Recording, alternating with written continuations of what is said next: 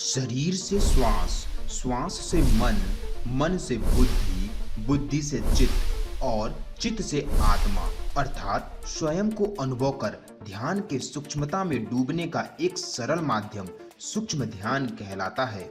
अगर ध्यान आपको स्टेप बाय स्टेप पता हो तभी आप सच में ध्यान की तरफ बढ़ सकते हैं। अगर आप आज के बताए गए इस ध्यान विधि को फॉलो करेंगे तो आप सच में ध्यान की तरफ बहुत ही आसानी से पहुंच सकते हैं।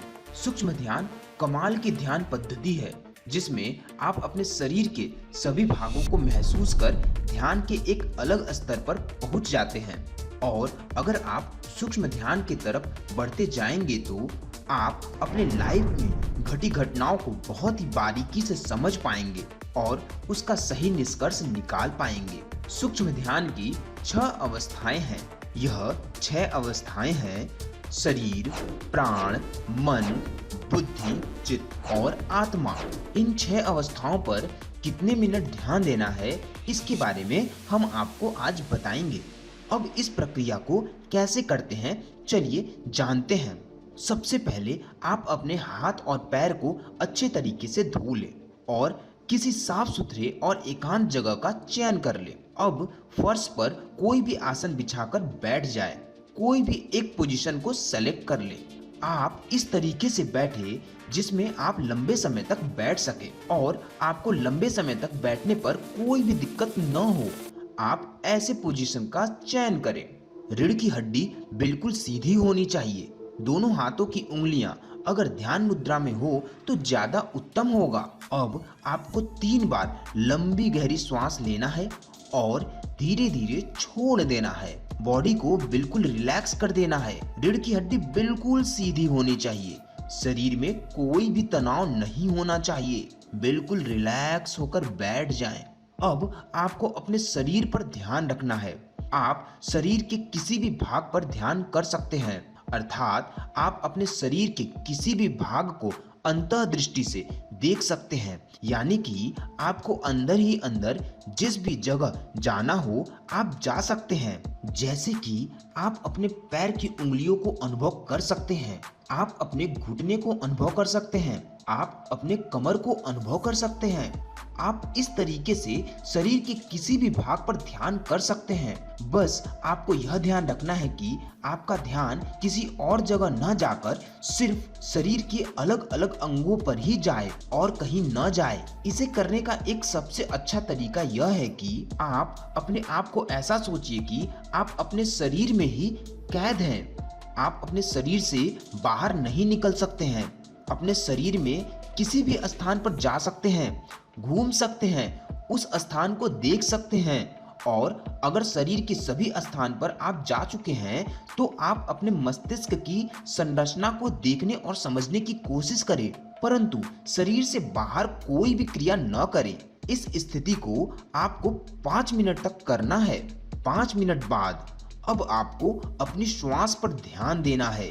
श्वास किस प्रकार से अंदर जा रहा है और बाहर की तरफ निकल रहा है, इस पर पूरी तरीके से ध्यान दे। आपको कोई भी अलग से प्रयत्न नहीं करना है, अर्थात न ही लंबी श्वास लेना है न ही श्वास को धीरे धीरे छोड़ना है। जिस प्रकार से आपकी श्वास की गति चल रही है उसे बस महसूस करना है, उसे समझने की कोशिश करना है, उसकी ध्वनि को सुनने का प्रयास करना है। सब मिलाकर आपको अपने श्वास के इर्द गिर्द ही रहना है। आप महसूस कीजिए कि आपका श्वास नाक के किस छिद्र से निकल रहा है और किस छिद्र से श्वास अंदर की तरफ जा रहा है, अर्थात आपका नाक का कौन सा छिद्र ज्यादा एक्टिव है उसे महसूस करने की कोशिश करें। इस प्रक्रिया को आपको 4 मिनट तक करना है। अब 4 मिनट करने के बाद आपको मन पर ध्यान लगाना है। सोचने वाली बात यह है कि आपका मन कहाँ है, आपको इसका पता कैसे लग सकता है। इसके लिए आपको कुछ नहीं करना है, बस शांत होकर बैठ जाइए और आसपास के माहौल को महसूस करें। जब आप अपने आसपास के माहौल को महसूस करेंगे तो आपके मन में ढेर सारे विचार भी उत्पन्न होने लगेंगे।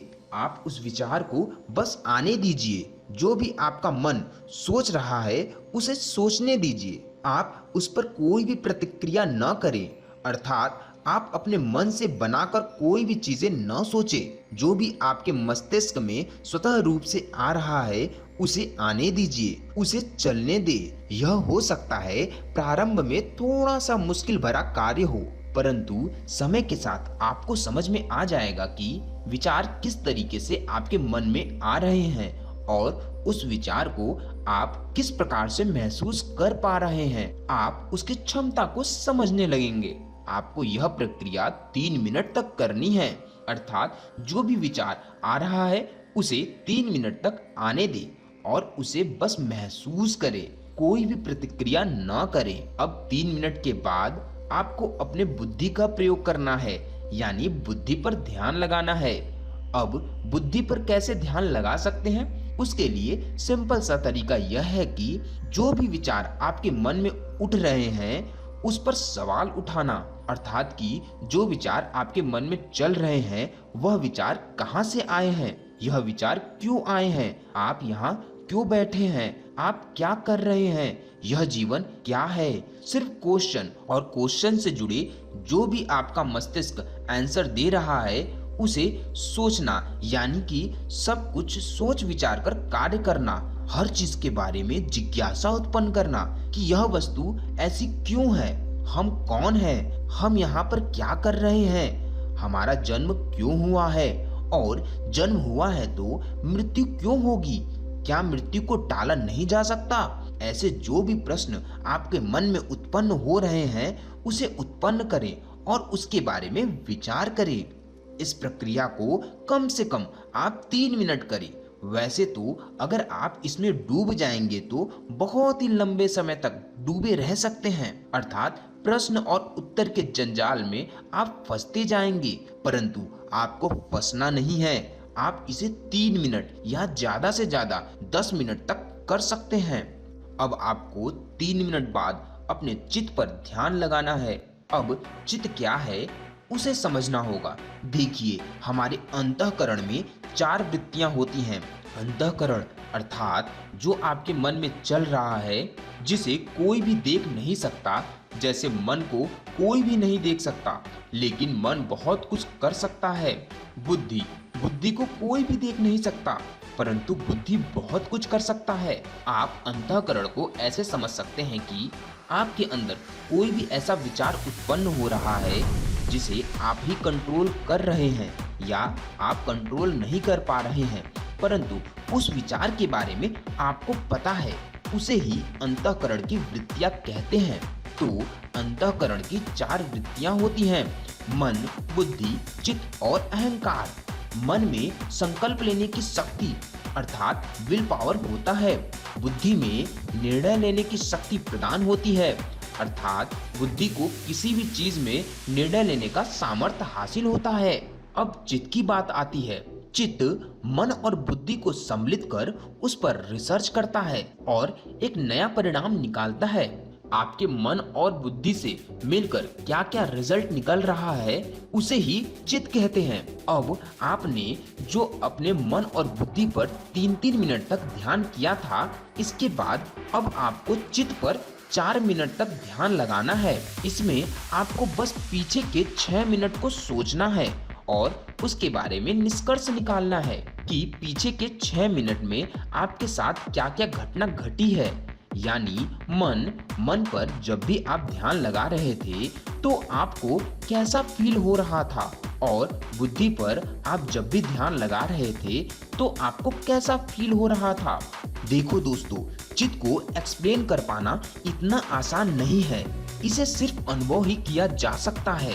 जब आपको इस प्रक्रिया में महारत हासिल हो जाएगी तो आपको इसका आभास होने लगेगा कि आपके अंदर चित्त कहाँ विराजमान है और उसका हमारे शरीर पर क्या रोल है। तो प्रारंभ में आपको चित्त पर 4 मिनट के लिए ध्यान लगाना है। उसके लिए आपको पीछे के 6 मिनट के घटी सभी घटनाओं पर विचार करना होगा और सोचना होगा। यही होता है चित्त पर ध्यान लगाना। अब चित्त पर ध्यान लगाने के बाद अंत में आपको आत्मा पर ध्यान लगाना है। अब यह भी बहुत मुश्किल भरा सवाल है, भला हम आत्मा पर कैसे ध्यान लगा सकते हैं? उसके लिए आपको अपने हृदय पर ध्यान लगाना होगा। हृदय पर ध्यान लगाना और साथ ही साथ अपने हार्ट बीट को सुनना होगा कि आपका हृदय की धड़कन किस तरीके से चल रही है, वह किस गति में धड़क रही है, उसे समझना होगा। हृदय को देखने की कोशिश करना होगा, या आप अपने थर्ड आइज यानी भौं के बीच वाले भाग पर भी ध्यान लगा सकते हैं, क्योंकि आत्मा को देख पाना इतना आसान नहीं है। आत्मा पर ध्यान लगाने का सीधा तात्पर्य यह है कि आपको यह समझना होगा कि आप जिस शरीर में रह रहे हैं वह एक नश्वर शरीर है। उसका विनाश आज नहीं तो कल होगा, परंतु आप उस शरीर के अंदर निवास करते हैं, उस शरीर को कंट्रोल करते हैं जिसे हम आत्मा कहते हैं। वह कभी भी नष्ट नहीं होता है, वह एक ऊर्जा का स्रोत है और ऊर्जा कभी भी खत्म नहीं होती है, वह सिर्फ रूपांतरण होती है। आपको समझना होगा कि आप इस शरीर पर कंट्रोल कर रहे हैं। आप मन, बुद्धि, चित्त और अहंकार पर कंट्रोल कर रहे हैं। क्या आप सच में इन चारों पर कंट्रोल कर रहे हैं कि यह चारों आप पर कंट्रोल कर रहा है? इस पर मंथन करना है। यही होगा आत्मा पर ध्यान लगाना। आत्मा पर ध्यान लगाना एक दिन का काम नहीं है, आपको निरंतर इसका अभ्यास करना होगा। परंतु पहले ही दिन अगर आप ध्यान लगाएंगे तो आप इसके सूक्ष्म रूप को अनुभव कर पाएंगे। तो आपको आत्मा पर 5 मिनट तक ध्यान करना है। प्रारंभ में 3 चीज, शरीर, प्राण अर्थात श्वास और मन पर ध्यान करना बहुत ही आसान होता है, परंतु अंत के 3 चीज बुद्धि, चित्त और आत्मा पर ध्यान करना धीरे धीरे कठिन होता जाता है। लेकिन निरंतर अभ्यास से आप इसके सूक्ष्मता को समझ पाएंगे और ध्यान के एक निरंतर सागर में गोते लगा पाएंगे। इस तरीके से आपको प्रतिदिन ध्यान करना है।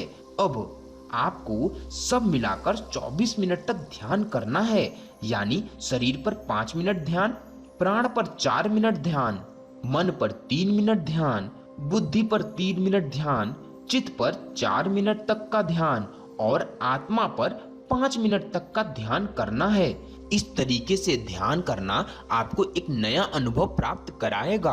आप सभी को इस प्रकार से ध्यान का अनुभव अवश्य करना चाहिए। तो दोस्तों, आपको हमारे बताए गए इस ध्यान पद्धति के बारे में जानकर कैसा लगा? आप अपना अनुभव हमें अवश्य बताएं। आपको हमारा वीडियो पसंद आए तो आप हमारे वीडियो को लाइक करें, दोस्तों में शेयर करना ना भूलें। अगर आप हमारे चैनल पे नए हैं तो आप हमारे चैनल को सब्सक्राइब करके अपना प्यार हम तक पहुंचा सकते हैं। धन्यवाद।